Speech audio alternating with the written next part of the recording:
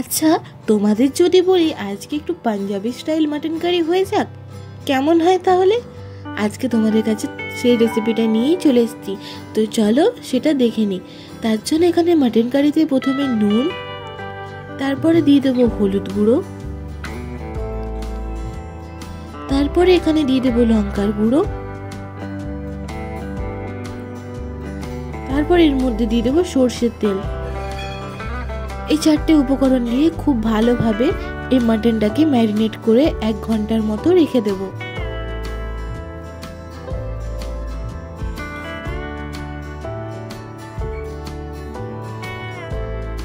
মাটনটাকে অন্য আর কিছু দিতে হবে না, এই চারটে উপকরণ দিয়ে ভালোভাবে ম্যারিনেট করে রেখে দিতে পারো। তোমরা চাইলে এটা ফ্রিজেও রেখে দিতে পারো, কিন্তু মিনিমাম 1 ঘন্টা রাখবে। তারপরে এখানে কড়াই বসিয়ে দিয়েছি, এর মধ্যে দিয়ে দেবো সর্ষের তেল, দিয়ে দেবো গোটা গরম মশলা, যার মধ্যে রয়েছে দারচিনি, এলাচ, লবঙ্গ, এই সমস্ত জিনিসই রয়েছে।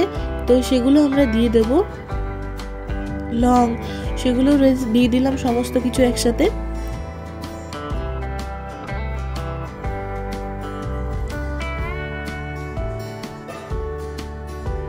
তারপরে এখানে মশলা সমস্ত যেগুলো লাগবে প্রিপেয়ার করে নিচ্ছি। এখানে দেখো প্রথমে দিয়ে দেবো আমরা জিরে, গোটা জিরে, দিয়ে দেবো শুকনো লঙ্কা, আর দিয়ে দেবো পেঁয়াজ কুচি। পেঁয়াজটাকে একটু বড় করে কাটলেও অসুবিধা নেই, সমস্ত এখানে দিয়ে দেবে। তারপরে দিয়ে দেবো গোটা রসুন, সেটাকেও ভেজে নেব। সমস্ত মশলাটাকে একটু ভেজে নিতে হবে যাতে কাঁচা ভাবটা না থাকে।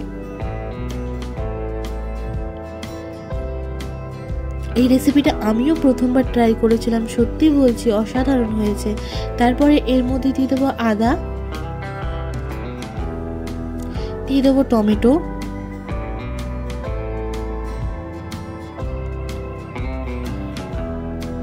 সেটাকে সমস্ত ভালোভাবে একেবারে ভেজে নেব।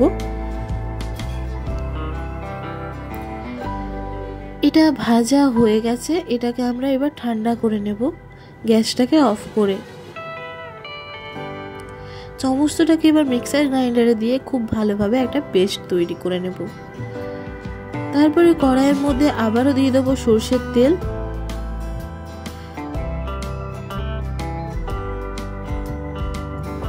তারপর এখানে ম্যারিনেটেড মাটনটা দিয়ে দেবো।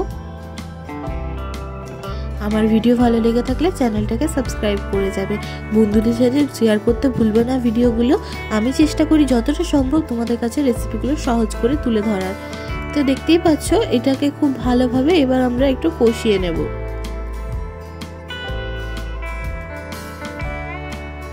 মাটনটা ম্যারিনেট করা থাকলে না রান্নাটা খুব ভালো হয়। আর হ্যাঁ, তেলটা বুঝে দেবে, কারণ অলরেডি আমরা এটার মধ্যে তেল মাখিয়ে রেখেছিলাম।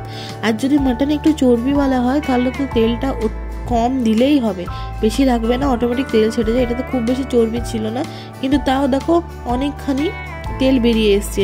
বেশ ভাজা ভাজা করে নিয়েছি মাটনটা। এরপরে ওই পেস্টটা যেটা রেডি করেছিলাম সেইটা এর মধ্যে দিয়ে কষাতে থাকবো।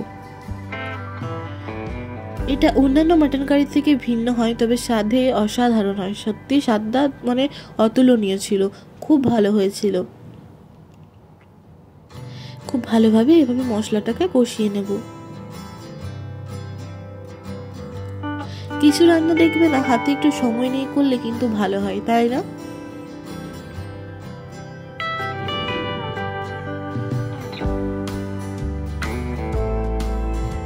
তারপরে দেখতেই পাচ্ছ এটাকে ভালোভাবে কষানো হয়ে গেছে। এবার মশলাটা একটু গায়ে গায়ে লেগে এসছে। তো তারপরে যদি এরকম নিচে যেন না ধরে একটু করে জল ছেটাতেই পারো তোমরা। তারপরে দেখো কষিয়ে নিয়েছি খুব ভালোভাবে। এর মধ্যে এবার সামান্য পরিমাণ জল দিয়ে দিলাম। এবার জল দিয়ে ঢাকা চাপা দিয়ে এটাকে সেদ্ধ করে রান্না করে নেব। এটাকে যতক্ষণ না সামান্য সামান্য জল দিয়ে দিয়ে ঢাকা চাপা দিয়ে দিয়ে দিয়ে দিয়ে রান্না করে নেব, যতক্ষণ না পর্যন্ত সেদ্ধ হচ্ছে।